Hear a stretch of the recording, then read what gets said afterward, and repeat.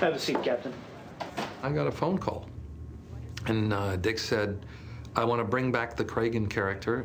I said if he gets more to do, we make him a little edgier, that he's been through some things, and we find what led him to the Special Victims Unit, I'd be really game for that.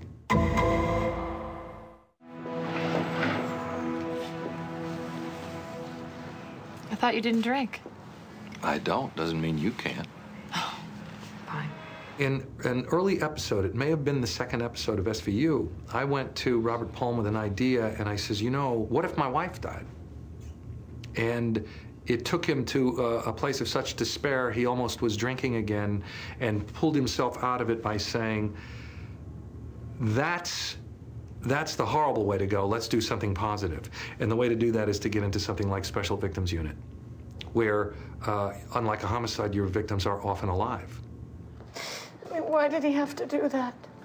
I gave him the sex. I wanted him to just leave, but he wanted to talk about all of the things that were mine.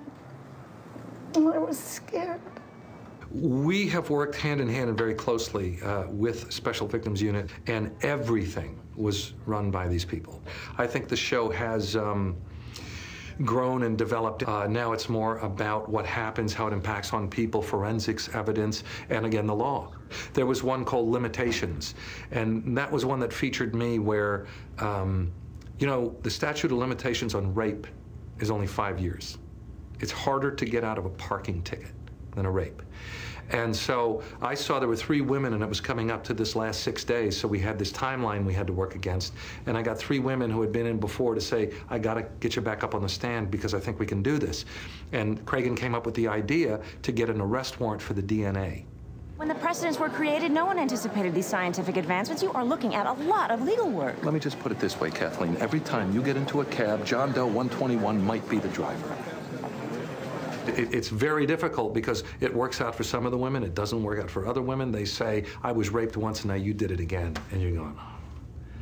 You know, I was just doing my job and I was really trying to help. And it's you know, it looks good. You're a hero here and you're a goat here. And people came down on both sides of that. People would stop me on the street saying, what are you thinking? Tyler?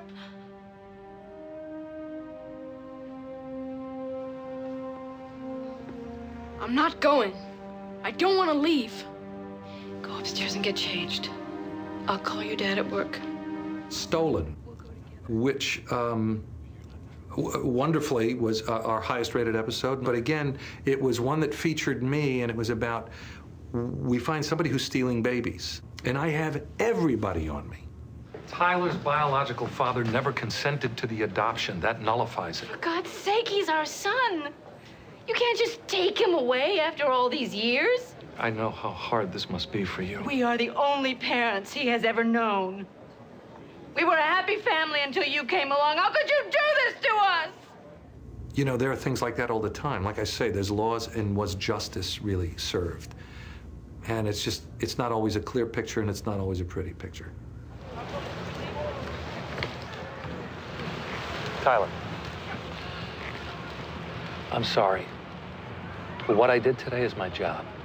I didn't want to take you, but I had to because the law says so. But the law also says that I have to protect you from anything bad. And that's a part of my job I like. Okay? I think it really did create a debate, you know? When is it good police work and when does it become personal? Because I think that's one of the things, the power, when I'm the squad commander, you know, and dealing with command, having to do things you don't want to do. Having to say, I know what you're saying to me, and I'm going to do it anyway. That's it. Now get out and do it.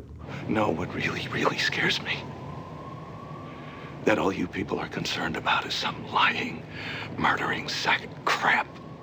In this country, that lying, murdering sack of crap has rights too, Captain. Tito, Jill Foster, they're both dead. What about their rights?